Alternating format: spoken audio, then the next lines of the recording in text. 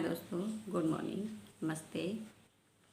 मैं कुछ अपनी ज़िंदगी जिस तरीक़ा से मैंने जी है, जिस तरीक़ा से मैं जीती हूँ, अपने आप को स्ट्रांग बनाया है। सब लोगों के ताने सुन के समझ सकते हो नहीं चलना, और फिर इस तरीक़ा से बहुत ढेर सारी दिक्कतें आती हैं हम लोगों के पास। लेकिन मैं कुछ टिप्स कोई मुझसे सीख सके शायद, तो मैं बताना चाहती हूँ।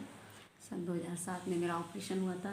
ऑपरेशन के कहते मैं चल नहीं पाती हूँ, मेरी रीढ़ की हड्डी में प्रॉब्लम हो गई है, कभी नहीं चल सकती, डॉक्टरों ने भी बोल दिया है। तो कोई नहीं, चलता है, भगवान जो भी करता है अच्छे के लिए करता है। हमारे साथ बुरा तो नहीं कर सकता ना, भगवान तो कभी बुरा नहीं करता है। लेकिन कुछ लोग होते हैं करते वो भी नहीं है, आदत से मजबूर होते हैं थोड़े से।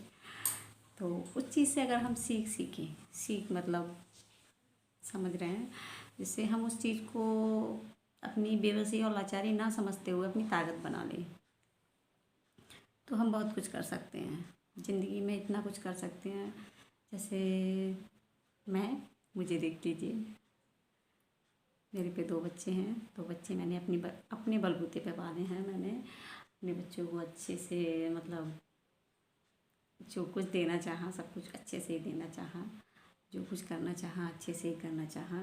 घर वालों का तो सपोर्ट मिला था ऐसे ही थोड़ा थोड़ा। और मेरी सासू माँ अगर मुझे इस तरीक़ा से ताने उने वगैरह या मुझे टॉर्चर ना करते हुए, बहू का कहर ये नहीं है कि उन पे हाथ उठाएं सासू माँ पे, ये न मतलब नहीं है मेरा। मैंने ऐसा कभी नहीं किया, क्योंकि मैं कर नहीं सकती, क्योंकि मैं चल नहीं पाती हूँ। तो जुल्म तो मैं सह सकती हूँ ना, जुल्म सहते हुए मैंने अपने आप को स्ट्रांग बनाया है। मेरा मतलब कोई भी बहू ये गलत ले जाए कि नहीं, इसने शायद अपने सासू माँ पे हाथ उठाया होगा या मतलब कुछ भी किया होगा, या मैंने सरकारी मतलब अपने आगे मतलब जैसे मैंने कंप्लीट की होगी, ऐसा कुछ नहीं करा। ऐसा कुछ नहीं करा, बस उनकी सारी चीज़ें मैंने फॉलो की, सुना अच्छे से, देख के उनको मतलब इग्नोर सारी बातें जो मुझे समझ आया। जैसे मुझे लगता है हाँ मैं ये काम कर सकती हूँ, मुझे बहुत अच्छा है, मैं अच्छे से इस चीज़ को देख सकती हूँ, तो मैंने यही किया। फिर सासू माँ ने जैसे मुझे घर से निकाल दिया, लेकिन मेरे हस्बैंड ने मेरा साथ नहीं छोड़ा। घर से निकाल दिया। घर से निकालना, हाँ घर पे हमारा हक होता है, लेकिन किराए का घर हो तो हक नहीं होता है। तो घर से निकाल दिया, टूट गई थी बिल्कुल ही, एकदम बेबस लाचार हो गई थी। कि मैंने कहा मैं क्यों हूँ बेबस और लाचार, रह सकती हूँ, सड़क पे रह सकती हूँ। तो मैं इस तरीक़ा से रही थी 4 साल। 4 साल बहुत लंबा होता है। तो मैं ऐसे रही थी, मेरे पास झोपड़ी भी नहीं थी डालने के लिए, तो तब भी मैंने हिम्मत नहीं हारी, अपने बच्चों को भी रखा उसी में, खुद भी रही थी। बारिश के दिनों में चारपाई पे बैठी रहती थी, नीचे से पानी बहता था।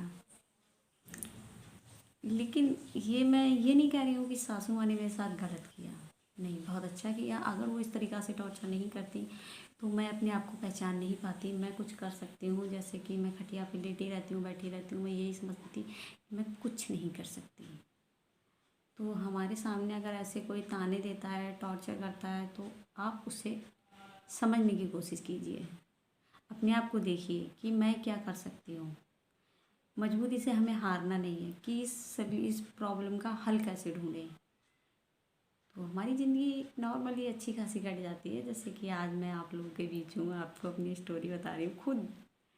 वैसे तो अगर मैं अपने आप को नहीं पहचान पाती तो आप दूसरों के मुँह ही सुनते थे कि कोई उषा थी, अपने आप से नहीं बता पाती। तो मैं अपनी सासू माँ का तहे दिल से शुक्रिया करती हूँ, बहुत ज़्यादा उनका एहसान है इस चीज़ का।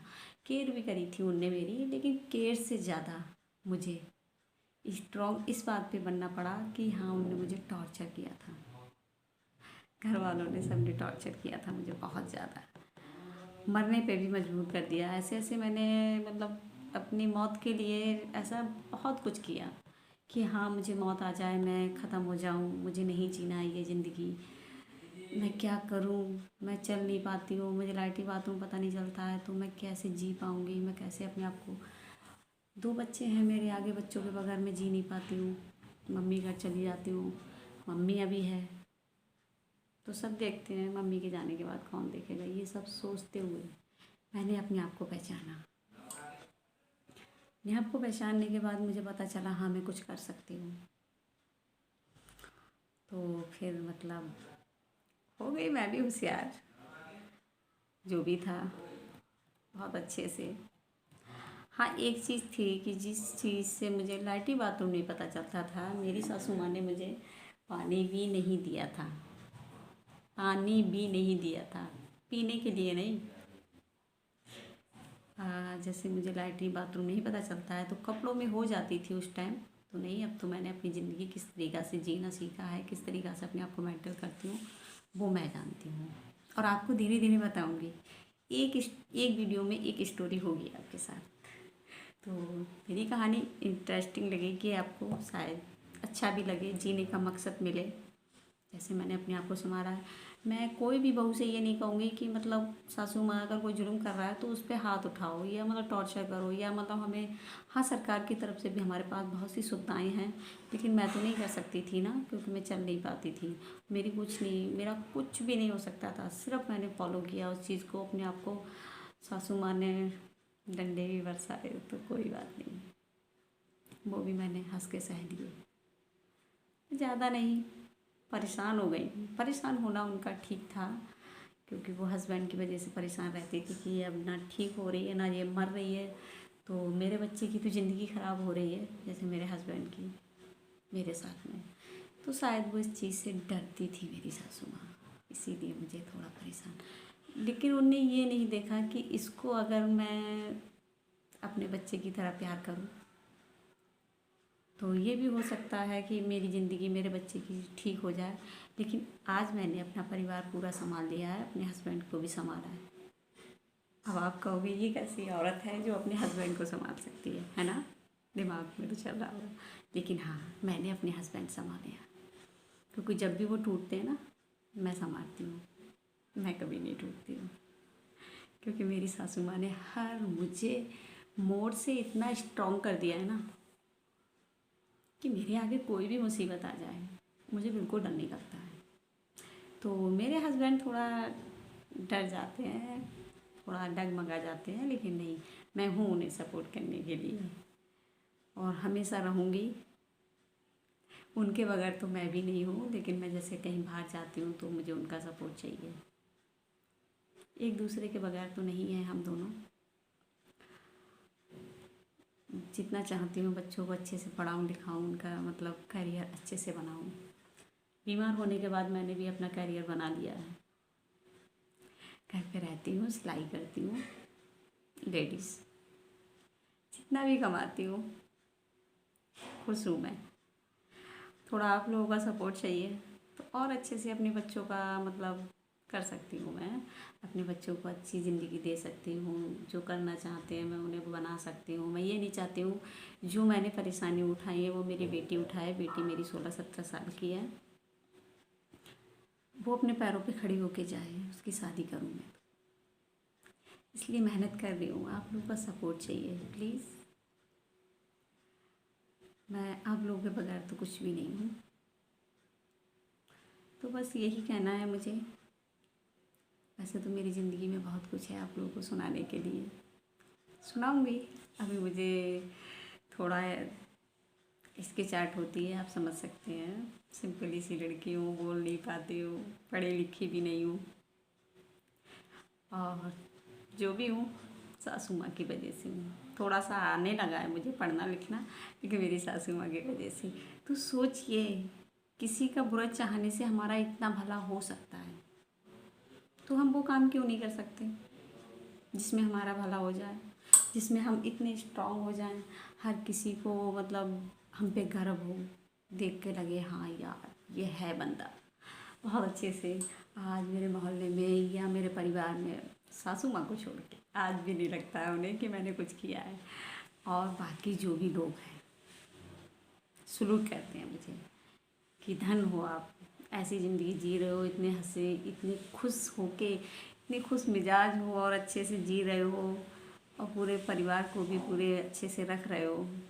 अब आप सोच रहे होगे यार क्या फेंक रही है औरत, है ना, कि इसको दूसरों की सपोर्ट की ज़रूरत है और ये अपने आप को मतलब अपने आप को इस तरीक़ा से बता रही है। हाँ, मेरे बच्चे अब बड़े हो गए हैं, अब मैं ऐसा काम वाम नहीं करती हूँ, लेकिन कोई टाइम था जो सब कुछ मुझे करना पड़ता था, सब कुछ।